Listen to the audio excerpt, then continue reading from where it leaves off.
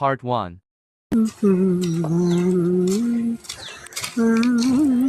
എടാ ഉസ്മാനെ, ആ എന്താ വർത്താനം? നല്ല വർത്താനം. ഞാൻ പിന്നെ എടാ എൻ്റെ അടുത്തൊരു 500 ഉറുപ്പിക എടുക്കാണ്ടാവോ?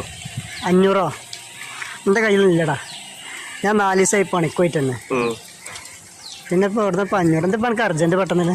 ഞാനാ കുറച്ച് പൈസന്റെ ആവശ്യമുണ്ട്, കുറച്ച് ആൾക്കാർക്ക് കൊടുക്കാനേ.